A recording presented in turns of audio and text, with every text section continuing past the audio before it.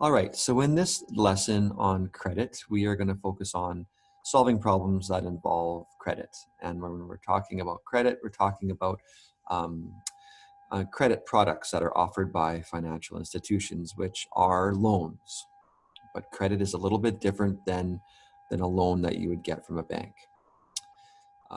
Credit products include credit cards, in-store credit cards, as well as lines of credit. And so we'll go through a couple important terms here. First of all, what is a line of credit? Well, it's a pre-approved loan that offers immediate access to funds up to a predefined limit called the credit limit.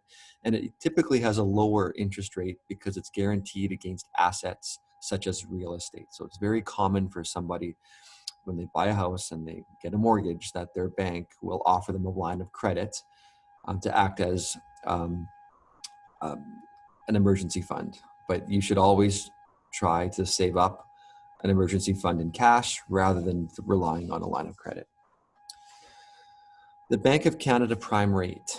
So interest rates charged by financial institutions are all based upon the Bank of Canada prime rate. The Bank of Canada is Canada's central bank, so they set the prime rate, and all other institutions base their interest rates on the Bank of Canada prime rate. Prime lending rate. So the prime lending rate is an interest rate that's offered by a financial institution, and it's typically based on the prime rate by the Bank of Canada and a person's credit worthiness, which is their credit score. And that's where having a good credit will lower the amount of interest that you would pay on loans. Because if you typically have a poor credit score, you will have to pay higher interest rates, and thus it'll cost you more money to borrow. The APR is called annualized percentage rate. That is just the interest rate set per annum. So that's the yearly interest rate of credit cards, credit products. So we'll begin with example 1. So we're just going to look here at solving the overall cost of a loan and the number of payments. So we have our scenario. Jean-Claude is buying weightlifting machines and the purchase price is $11,750. He's going to use credit. He can make monthly payments of $750, and he's considering 2 credit options. Again, when we're looking at what credit option anybody should choose, it's always based on the least amount of interest paid. And refer to my previous lesson example solving for the interest paid on a loan. So we'll begin. We have our TVM set up. We'll call the first one option A and the second one option B.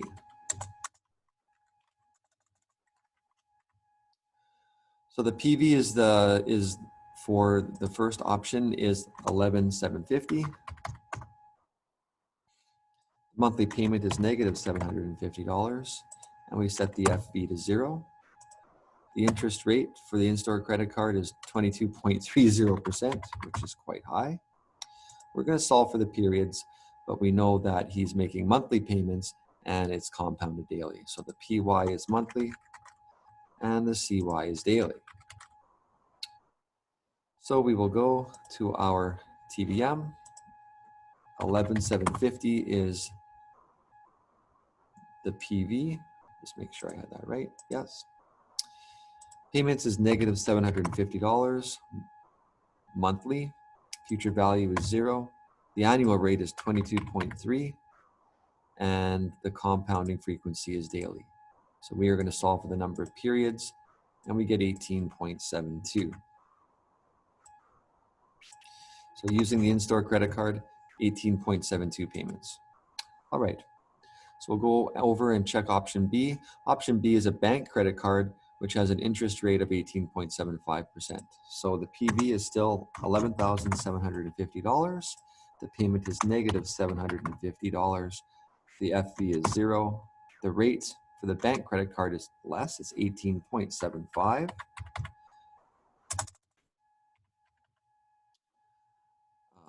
Compounded daily and monthly payments. So PY monthly and CY daily.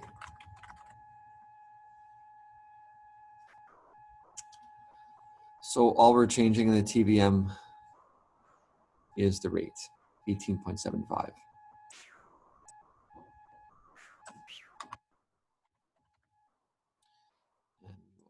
Check the periods and we get 18.13.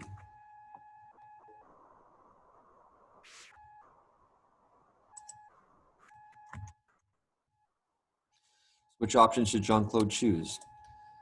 So we need to find out the total cost to get the interest. So the total is always equal to the number of periods, 18.72 in this case, multiplied by the monthly payment. So for option A, for Jean-Claude, we get 18.72 times $750, we get $14,040. For the option B, the total paid is 18.13 times $750,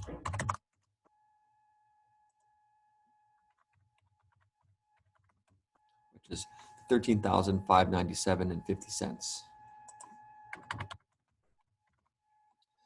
clearly we can see that option B is better because he has a less total cost, but we should still solve for the interest. So we take the present value that he borrowed, the principal, 11,750, subtract, oh, I had that backwards. We take the amount paid total, 14,040, subtract the principal,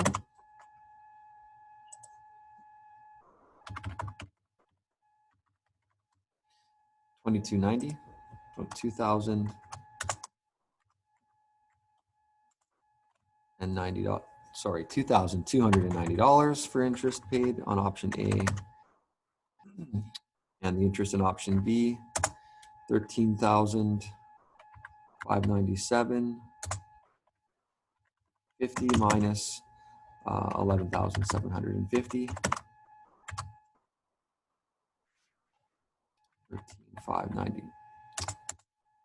597.50 cents minus 11,750. We get $1,847.50. So what option should Jean-Claude choose? Choose option B because less interest is paid. That is example 1. All right. Example 2, solving for payment amount and overall cost. So here, what's a little bit different is in option B, we have a down payment. So remember that you have to take the $1,000 off the PV initially to start the dealership financing. So I'll let you guys work through example 2 to decide which option she should choose. Again, find out how much interest is paid in both, and whichever one has the least amount of interest is the option to choose. I will solve and go through the debt consolidation problem. So debt consolidation is a very common financial strategy to help people that are in debt. So consolidate means to bring together, and debts are financial amounts owed to lenders. So what is debt consolidation? Debt consolidation is when you take multiple debts and you bring them together and you get a new debt that covers all of them. So for example, if I have 3 credit cards worth $5,000 each, I have $15,000 in debt. I'm paying 3 separate payments, 3 separate interest rates. I could go to my bank if I qualify and get a debt consolidation loan. They will pay off all the credit cards, and then I will make one payment to my debt consolidation loan. Now, debt consolidation loans are not a get out of jail free card. You still have to pay all the money that you ever borrow, but debt consolidation loans typically have a lower interest rate. Again, as you can see here in the examples, credit cards typically have high interest rates. Don't be fooled by student credit cards, because when you become a worker after you graduate, you will no longer qualify for a student credit card, and you will have those higher interest rates. So always use credit cards with extreme caution. All right, so we have Nicole. She wants to be debt-free in 5 years, so that's our timeline. She has 2 credit cards, card A and card B. They have different amounts, they have different interest rates, they're both compounded daily. So she is qualified for a line of credit with her bank with an interest rate of 9.65% compounded monthly and a credit limit of $8,000. She wants to pay off both credit cards by borrowing the money from her line of credit. So clearly that would be a very good move for Nicole because 9.65% is a lot less interest than 19%. So what we're going to do is figure out how much interest she would pay on both cards over the 5 years without consolidating. So it's a matter of just calculating calculating the payment, okay, because we know the number of periods, and then finding out the total amount, and then finding out the amount of interest paid. So our PV for card A is $2,836.75. We don't know the payment. The FV is 0. The interest rate on the card A is 18.5%. The periods. So we know the periods. She wants to pay off in 5 years. She's making monthly payments, so it's 5 times 12, which is 60. So the PY is monthly, and the CY, remember, was daily. So we will go to our TVM, just reset this. So the PV, copy paste that into there. We don't know the payments, future value is 0. The annual rate, 18.5. 60 months compounded daily. Her payment is $73.02.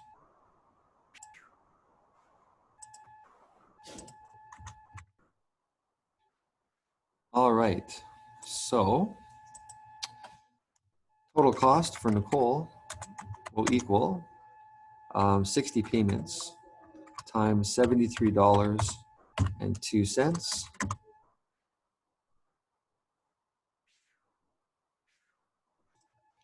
60 times 73.02, and we get $4,381.20. $43.81.20.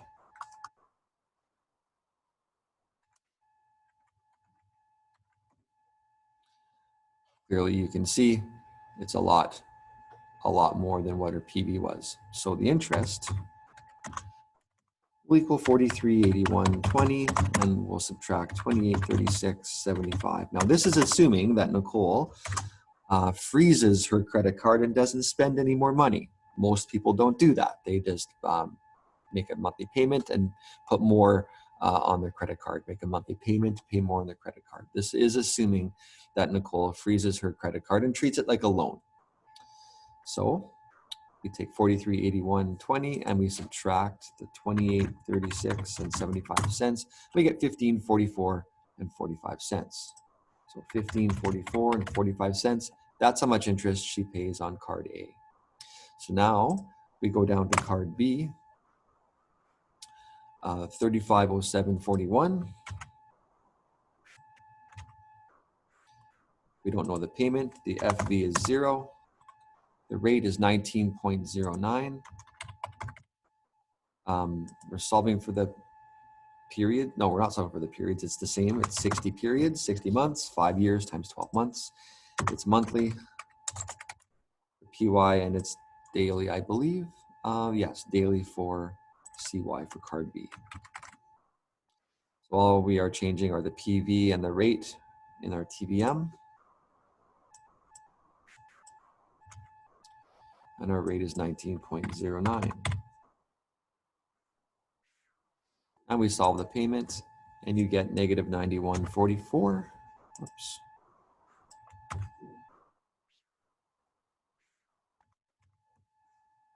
So again, for card B, the total will be 60 payments times $91.44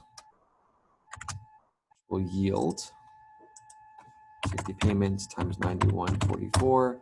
You get 54.86.40.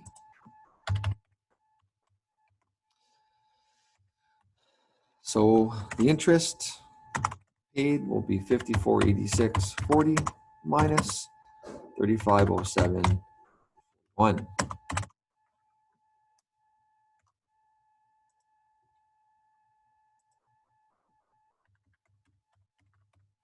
You get $1978.99. Okay, so she's paying $1,500. Sorry, just over just $1,544.45 for card A, $1,978.99 for card B. So the total interest without consolidation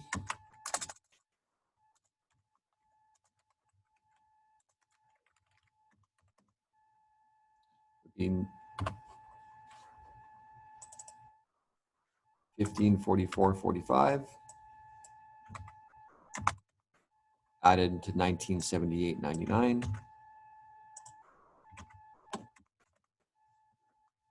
which would be the total amount of interest that she's paying. So $1978.99 plus $1,544.45, and we get $3523.44. So that's how much interest she pays on both cards over 5 years without consolidating. So now, if she consolidates, so by consolidating, she'll take the two present values of her credit cards. So she'll be card A, which is 2836.75, added to card B, which is 3507.41, and that will be the PV. So we'll figure that out. 2836.75 added to 3507.41. So 6344.16.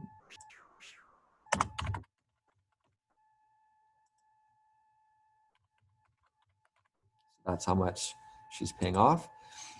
The payment, she will be, we're going to be solving the payment, but she wants to be free in 5 years. So we're still going to use the 5 years. It's monthly. So we don't know the payment. The FV will be 0. The rate on the consolidation loan, a lot less, 9.65%, compounded monthly. So it's 9.65%, compounded monthly. She's still doing the 5 years times 12 monthly payments, which is 60 periods. And again, it's monthly. So the TVM will reset. We'll take the PV over. Future value is 0. Annual rate is 9.65. Compounded monthly and 60 monthly periods. And we get a payment of $133.70. So we'll bring that over here. And now we can figure out how much she's going to pay in interest. So the total paid will be 60 payments times 133.70.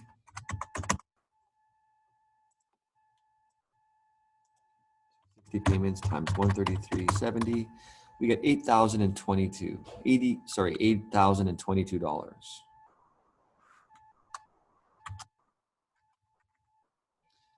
Interest that she pays on the consolidation loan will be the 8022 minus the PV, which was 63.44.16, which was the combined balance of both credit cards that she consolidated.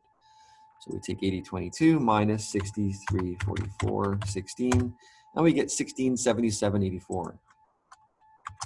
1677.84, and that's total. So let's recap. Without consolidation, she pays $35.23.44 in interest. Consolidation,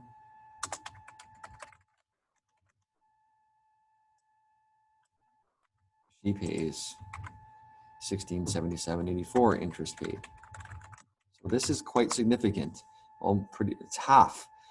She pays half the interest by consolidating as opposed to paying each card separately. And that concludes our lesson on exploring credit problems.